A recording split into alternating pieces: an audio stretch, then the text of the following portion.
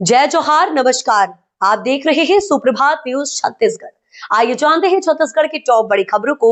इससे पहले छत्तीसगढ़ के कौन से जिले से न्यूज को कहां से देख रहे हैं, कमेंट में जरूर बताएं, साथ ही लाइक जरूर करें। 5 लाख परिवारों के खातों में करीब 500 करोड़ रुपए ट्रांसफर करेगी छत्तीसगढ़ सरकार। छत्तीसगढ़ के मुख्यमंत्री विष्णुदेव साय आज 25 मार्च 2026 को बलौदाबाजार से दीनदयाल उपाध्याय भूमिहीन कृषि मजदूर कल्याण योजना के तहत लगभग 5 लाख भूमिहीन कृषि मजदूर परिवारों के खातों में करीब 500 करोड़ रुपए की राशि सीधे ट्रांसफर करेंगे। इस योजना का मुख्य उद्देश्य भूमिहीन कृषि मजदूर परिवारों की आय में वृद्धि करना और उन्हें आर्थिक रूप से आत्मनिर्भर बनाना है। इसके तहत पात्र परिवारों को प्रतिवर्ष 10,000 रुपए की वित्तीय सहायता सीधे उनके बैंक खातों में प्रदान की जाती है। 1 अप्रैल से मैनुअल सिस्टम से चालान पूरी तरह हो जाएंगे बंद, केवल ऑनलाइन ही जमा होंगे चालान। राज्य सरकार के निर्देशों के अनुसार राज्य में 1 अप्रैल से मैनुअल सिस्टम से चालान जमा करने का काम पूरी तरह से बंद कर दिया जाएगा। जिला कोषालयों में केवल ऑनलाइन ही चालान जमा होंगे। नई व्यवस्था के अफसरों और कर्मचारियों को जानकारी देने के लिए सोमवार को 1 दिवसीय प्रशिक्षण शिविर का आयोजन किया गया। इसमें जिला कोषालय अधिकारी गजानन पटेल ने आहरण संवितरण अधिकारियों, स्टॉक वेंडर एवं बैंक प्रतिनिधियों को ओटीसी ऑनलाइन चालान जमा करने के विस्तार से जानकारी दी। 30 मार्च से अंबिकापुर से दिल्ली के लिए डायरेक्ट फ्लाइट, कोलकाता के लिए भी उड़ान। दरअसल आपको बता दें, छत्तीसगढ़ के अंबिकापुर से दिल्ली के लिए हवाई सेवा 30 मार्च से शुरू होगी। एयरलाइंस एयर मां महामाया एयरपोर्ट से हफ्ते में 2 दिन सोमवार और बुधवार को फ्लाइट चलाएगी। ये उड़ान बिलासपुर होते हुए दिल्ली पहुंचेगी। एयरलाइंस एयर ने अपने वेबसाइट पर इसकी बुकिंग भी शुरू कर दी है। इसके अलावा अंबिकापुर से कोलकाता की भी फ्लाइट शुरू होगी। ये फ्लाइट भी सप्ताह में 2 दिन गुरुवार और शनिवार को चलाई जाएगी। विजय शर्मा बोले, 40-45 नक्सली बस्तर में सक्रिय, जल्द ही सरेंडर करेंगे। गृह मंत्री विजय शर्मा ने नक्सलवाद के खात्मे को लेकर बयान दिया है। दरअसल आपको बता दें, उन्होंने कहा कि राज्य सरकार के संकल्प के अनुसार 31 मार्च 2026 तक प्रदेश से नक्सलवाद का पूर्ण रूप से खात्मा सुनिश्चित किया जाएगा। उन्होंने विश्वास जताया कि सुरक्षा बलों की सतत कार्रवाई, बेहतर रणनीति और विकास कार्यों के समन्वय से प्रदेश नक्सल मुक्त राज्य बनने की दिशा में निर्णायक चरण में पहुंच चुका है। सिर्फ 40 से 45 नक्सली बस्तर क्षेत्र में सक्रिय हैं, जो जल्द ही आत्मसमर्पण करने वाले हैं। खल्लारी रोपवे दुर्घटना, मुख्यमंत्री ने सहायता राशि की घोषणा की, दोषियों पर होगी कठोर कार्रवाई। मुख्यमंत्री विष्णुदेव साय ने महासमुंद जिले के खल्लारी माता मंदिर में हाल ही में हुई रोपवे दुर्घटना में प्रभावित परिवारों के लिए सहायता राशि की घोषणा की। उन्होंने दिवंगत श्रद्धालुओं के परिजनों को 5 लाख रुपए एवं घायलों को 50,000 रुपए की सहायता राशि प्रदान करने का निर्णय लिया है, ताकि इस कठिन समय में उन्हें संबल मिल सके। मुख्यमंत्री श्री साय ने शोक संतप्त परिवारों के प्रति गहरी संवेदनाएं व्यक्त करते हुए कहा कि राज्य सरकार इस दुख की घड़ी में उनके साथ पूरी मजबूती से खड़ी है और हर संभव सहायता के लिए तत्पर है। चुनाव ड्यूटी में लगे वाहनों का होगा भुगतान, रायपुर कलेक्टर ऑफिस में जमा करना होगा दस्तावेज।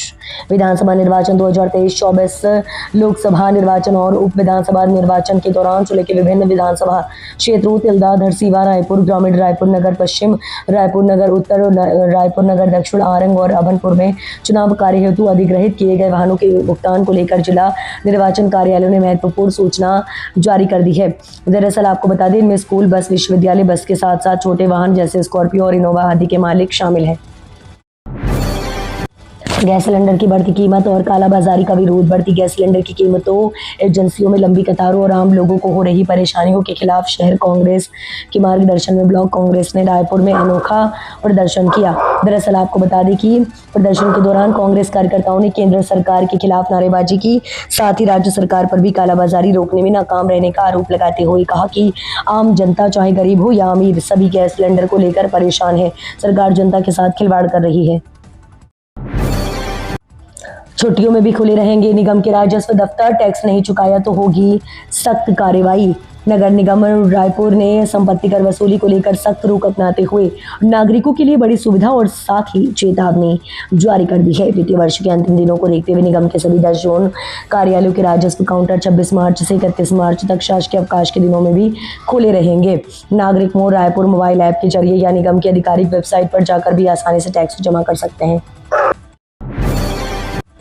30 एकड़ में 144 से अधिक पेड़ों की कटाई। भानु प्रतापपुर के सिवनी में हरियाली उजड़ी। सिवनी में नियमों को ताक पर रखकर की गई बड़ी कार्रवाई में पेड़ों की कटाई के बाद पर्यावरण संरक्षण की पोल खुल गई है।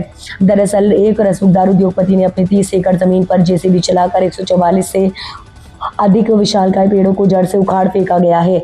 भिलाई के लाइट इंडस्ट्रियल एरिया स्थित फर्म मनमीत इस्पात प्राइवेट लिमिटेड के संचालक संदीप अग्रवाल ने सिवनी में खसरा नंबर 183 की 30 एकड़ जमीन खरीदी है। राजीव समोदा निस्ता योजना का अधूरा काम अब होगा पूरा। 82 किलोमीटर की अधूरी नहर परियोजना के लिए टेंडर जारी। बालोदा बाजार और रायपुर जिले से गुजरने वाली राजीव समोदा निस्रा शहर योजना अब पूरी होने की उम्मीद है। इसके लिए टेंडर जारी कर दिया गया है। इसकी 118 गांवों में सिंचाई हो सकेगी। ये परियोजना पिछले 20 साल से अटकी पड़ी है। 118 गांवों की 28,000 हेक्टेयर कृषि भूमि को सिंचित होगी। अब तक इसका केवल 65% कार्य पूरा हो पाया है। आयुष्मान भारत में आईसीयू के डॉक्टर को शामिल करने की मांग। छत्तीसगढ़ डॉक्टर्स फेडरेशन ने राज्य सरकार को ज्ञापन सौंपकर आयुष्मान भारत योजना में क्रिटिकल केयर यानी आईसीयू के विशेष डॉक्टरों को शामिल करने की मांग की है। फेडरेशन का कहना है कि अभी गंभीर मरीजों के इलाज के लिए आईसीयू विशेषज्ञों को योजना में जगह नहीं दी गई है। इससे मरीजों को सही समय पर अच्छा इलाज नहीं मिल पा रहा है और आईसीयू सेवाओं की गुणवत्ता प्रभावित हो रही है। शादी, जन्मदिन या अन्य आयोजनों में 100 से अधिक मेहमान बुलाने से पहले देनी होगी सूचना। नगरीय निकायों को बिना सूचना दिए शादी, जन्मदिन या अन्य आयोजनों में 100 से अधिक मेहमान बुलाए जाने पर जुर्माना भरना पड़ेगा। छत्तीसगढ़ में 1 अप्रैल से नई सॉलिड वेस्ट मैनेजमेंट पॉलिसी लागू होगी। नए नियमों के मुताबिक यदि घर या किसी निजी स्थान पर शादी, जन्मदिन या किसी तरह का कोई और समारोह करते हैं और 100 से अधिक लोग शामिल हो रहे हैं तो आयोजन के 3 दिन पहले स्थानीय निगम या पालिका को इसकी लिखित सूचना देनी पड़ेगी। पोस्ट मैट्रिक छात्रवृत्ति की तारीख बढ़ी। 27 मार्च तक कर सकेंगे आवेदन। रायपुर में पोस्ट मैट्रिक छात्रवृत्ति के लिए आवेदन की अंतिम तारीख बढ़ाकर 27 मार्च 2026 कर दी गई है। दरअसल आपको बता दें, पहले ये तिथि 23 मार्च थी। इससे छात्रों को आवेदन करने के लिए अतिरिक्त समय मिल गया है। जिले के सभी शासकीय और निजी college, university, engineering, medical, nursing, polytechnic और ITI में पढ़ने वाले विद्यार्थी ऑनलाइन आवेदन कर सकते हैं। अंतिम तिथि 30 मार्च तय की गई है। छात्र संघ चुनाव कराने की मांग। NSUI ने किया चरणबद्ध आंदोलन का ऐलान। प्रदेश के विश्वविद्यालयों का करेंगे घेराव। दरअसल आपको बता दें, छात्र संघ चुनाव बहाल कराने की मांग को लेकर national students union of India ने चरणबद्ध आंदोलन का ऐलान किया है। राजधानी रायपुर स्थित राजीव भवन में आयोजित प्रेस वार्ता में NSUI पदाधिकारियों ने कहा, लंबे समय से छात्र संघ चुनाव नहीं होने से छात्रों के लोकतांत्रिक अधिकार प्रभावित हो रहे। इसे लेकर संगठन अब प्रदेश भर में आंदोलन करेगा। NSUI के प्रदेश अध्यक्ष नीरज पांडे ने बताया कि आंदोलन की शुरुआत 27 मार्च से होगी। इसके बाद 6 अप्रैल को प्रदेश के सभी विश्वविद्यालयों का एक साथ घेराव कर प्रदर्शन किया जाएगा। राजस्व पखवाड़ा गांव-गांव में लगाए जाएंगे शिविर। राजस्व आपदा प्रबंधन विभाग लंबित मामलों के निपटारे के लिए अगले माह से राजस्व पखवाड़ा का आयोजन करेगा।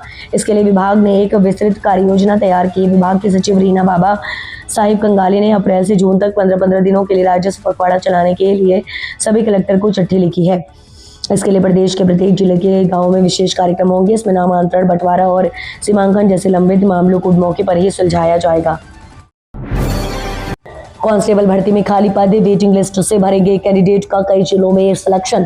छत्तीसगढ़ में कांस्टेबल भर्ती परीक्षा से जुड़े विवाद पर हाईकोर्ट ने अभ्यर्थियों को बड़ी राहत देते हुए अहम फैसला सुनाया है। कोर्ट ने अपने आदेश में कहा कि सबसे पहले चयन सूची में शामिल उम्मीदवारों की नियुक्ति प्रक्रिया पूरी की जाए और उनकी ज्वाइनिंग सुनिश्चित की जाए। दरअसल आपको बता दें, इसके बाद कुछ पद खाली रह जाते हैं तो उन पदों को वेटिंग लिस्ट के अभ्यर्थियों को मौका देकर भरा जाए। देश में पहले ट्राइबल गेम्स का आयोजन। 7 खेलों में 3800 खिलाड़ी लेंगे भाग। दरअसल आपको बता दें, देश में पहली बार ट्राइबल गेम्स का आयोजन होने जा रहा है।